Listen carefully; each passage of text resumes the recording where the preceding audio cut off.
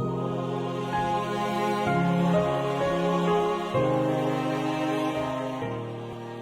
la primavera del 32 a.C., con las instituciones republicanas ya restablecidas, en la ciudad de Roma recibieron una carta de Marco Antonio donde pedía que tanto Octavio como sus hombres depusieran las armas y sus poderes a cambio de la vida tranquila en el campo. Aunque realmente era algo que no pegaba mucho con el general, puesto que era dar demasiado tiempo a sus adversarios para prepararse, es posible que el artífice de todo fuera nuevamente Cleopatra, intentando agotar las vías diplomáticas antes que la guerra y usarlo para subir así su popularidad. Pero ahora, Octavio se atreve a jugar la carta del rey extranjero y publica el testamento de Marco Antonio al Senado y a los romanos, que tal vez fuera falso o no, pero servía para sus propósitos, en el cual se leía que Marco Antonio había designado su único heredero a los hijos que tenía con Cleopatra y que ésta sería su regente. Contando Marco Antonio con más años que ella y siendo sus hijos muy jóvenes, era casi seguro que si Marco Antonio se hacía con toda Roma una reina de Egipto, la gobernaría durante un tiempo. Ni el Senado ni los romanos permitirían esto. Sin embargo, sus tropas, como ya vimos en Brindisi, estaban cansadas de guerras civiles e inestabilidad. Pero Octavio es suficientemente inteligente para cambiar esto, pues no declara la guerra a Marco Antonio, sino que declara la guerra a Cleopatra ante lo que vendió como una guerra de independencia de las influencias foráneas.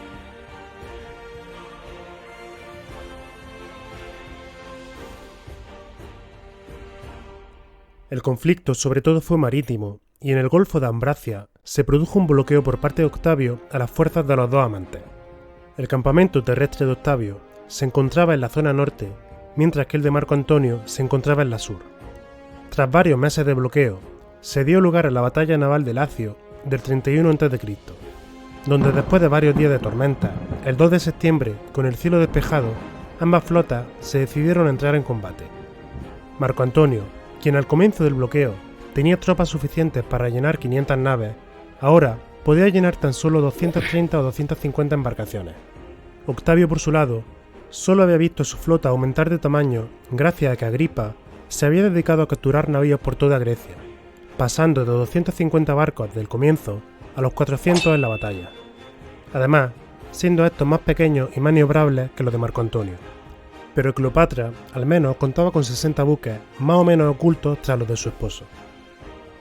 Tras varias horas de movimiento de los barcos, donde ningún bando se decidía a tomar la iniciativa, Agripa buscaba alejar a Marco Antonio de la costa para destruirlo gracias a la superioridad numérica. En cambio, Marco Antonio buscaba quedarse cerca para auxiliarse de los arqueros que tenían tierra y disparar a las cubiertas enemigas para poder abordarlas más fácilmente. Al final, los hombres de Antonio comenzaron a avanzar hacia el frente, mientras Agripa retrocedió para que sus naves tuvieran más margen de maniobra. Tras unas cuantas horas de lucha, el centro de las naves de Antonio y el flanco izquierdo se encontraban destrozados. Parecía que era el momento de utilizar los barcos de refuerzo de Cleopatra, pero los planes para ella eran otros. Pues aprovechando que todos los barcos enemigos tenían arriadas las velas, hizo las suyas y se dio a la fuga aprovechando el hueco que se había formado en el centro de la batalla. De igual forma, Marco Antonio abandonó su barco llegando a otro más pequeño, con el que desplegó las velas y huyó. Los soldados de Marco Antonio y Cleopatra siguieron luchando mientras sus generales huían. Las fuentes clásicas sostienen que fue una traición cobarde de estos hacia su hombre.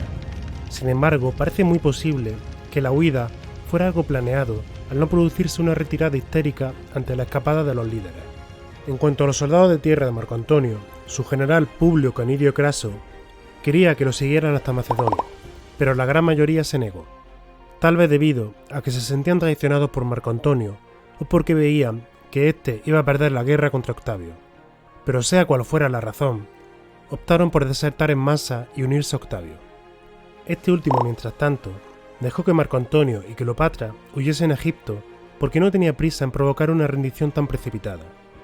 Durante un tiempo, se decidió a poner orden en distintos lugares como en Grecia, lidió con una revuelta italiana y en Persia acabó con los aliados de Antonio, en busca de cercar cada vez más su posición. Cuando la derrota ya se cernía sobre los amantes, Octavio recibió dos cartas. Cleopatra le enviaba un cetro y una corona en señal de sumisión.